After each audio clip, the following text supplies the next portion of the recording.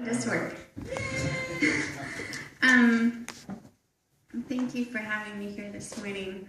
I want to read just briefly from James chapter 1, 26 through 27. It says, If any think they are religious and do not bridle their tongues, but deceive their hearts, their religion is worthless.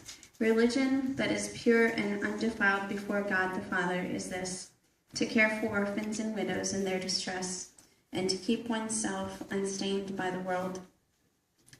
This was a passage that I didn't really read until just a few years ago. I was at a conference in Kiev with a large group of people. The conference was called Ukraine Without Orphans, and it's been beautiful over the years that I've been serving in Ukraine to see how the church is getting involved in the lives of young kids and young men and women to reach out to those that are mentally and physically disabled in the orphans, but not just those kids, but also those that are without moms and dads. Unfortunately, though, a lot of the kids that are in the orphanage system in Ukraine do have family, do have parents. When I first went, the estimate was about 90% of the kids in the system actually do have family, and it just blew me away. But a lot of that is the influence of the Soviet government, that if you can't afford or can't take care of your kids, then just give them to the government will take care of them for you.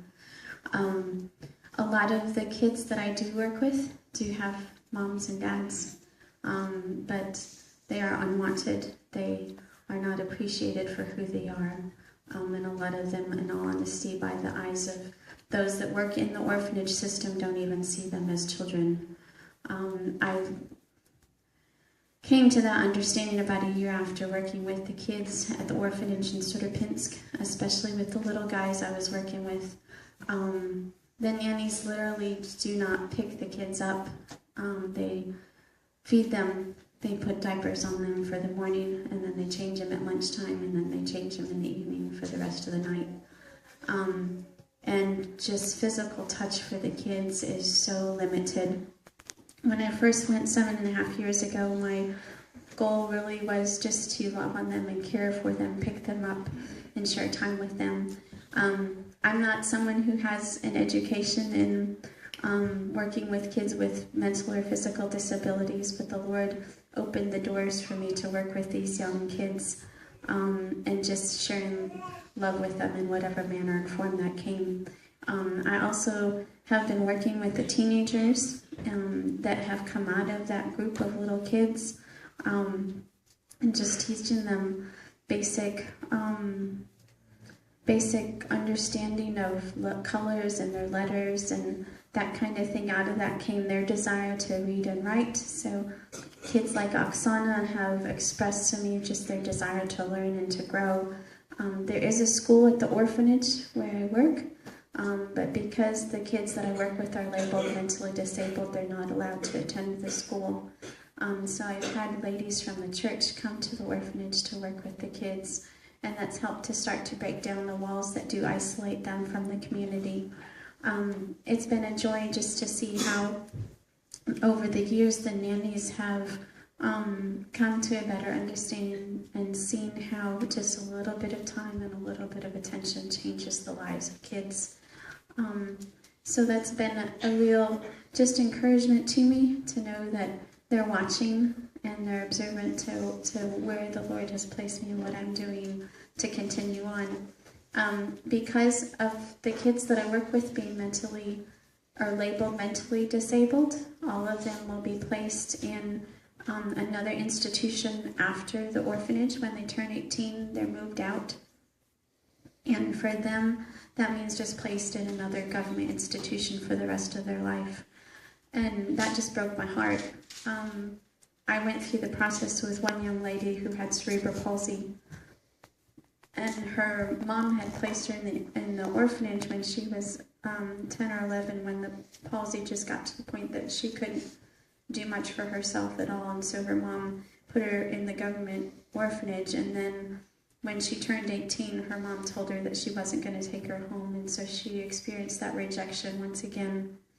And for 2 months, every morning at 5 o'clock in the morning, called me just absolutely in tears, not knowing what the future was going to hold, but knowing that she had to face another day, knowing that her mother didn't want her. She has a beautiful story. The Lord actually, when he moved her to Simferopol in Crimea, to the institution there, she met a young man, and they've gotten married. They have a young daughter of their own, but because of their disabilities, the government has taken their daughter away from them and placed their daughter in a baby orphanage. So you can be in prayer for Sveta and Tolik. They have fought for their daughter. They actually just had another child in hopes that the government would bring them back together as a family. But they are now in a location that's under the Russian government, and so communication between us has been a little more difficult. But just through that process with Sveta, I realized that there has to be something more for these young men and women, and I realized culturally the government doesn't have anything set up, and so trying to work with my church and with other churches, we've gotten to the point where we're going to be building 2 homes for young men and women called Stephen's and Naomi's Home. These are going to be Christ-centered family homes where these young men and women will be able to grow in the knowledge and love of Christ on a daily basis. Stephen's home property was gifted to us by a church in the village of Dorivka, and we've just purchased property for Naomi's home right around the corner. So in May, we break ground and we'll be building Stephen's home. We've got 2 teams coming in May. Like Monty said, one of them is to put in the basement, and then once we get the basement done, we'll put in the foundation for the home. And then in the fall, we'll have a 3rd team come to help build and put up the walls so that by wintertime we have the roof on and can start to do the interior work. Sasha, my project manager, is hoping that we can get Naomi's home started as well, so we may be doing 2 at one time, we'll see.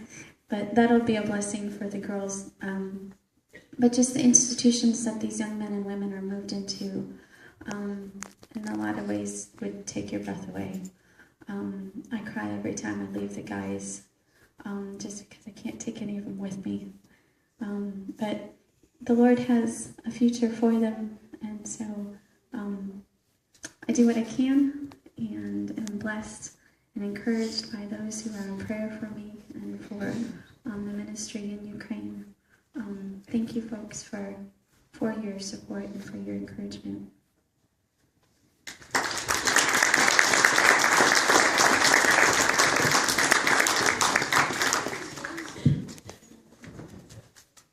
Elise shared a little bit of her testimony in Sunday school. She grew up in this church, and she had leukemia for how many years? 5 or 6 years? 7 years. Had leukemia, and the church built an isolation room so she wouldn't, because her immune system was all wrecked due to the treatment. They built it in the foyer, and so they could still participate in the service. And then she went into remission. There she is, right there. I mean, see what God does. A sickly girl from here in the middle of nowhere, New York, and or maybe it's somewhere New York. I guess if we get a good basketball team, maybe it'll be somewhere New York. But anyway, what can be done? I don't know. Think about it. Are we living underneath our God's expectations, or are we living inside them? So think about that.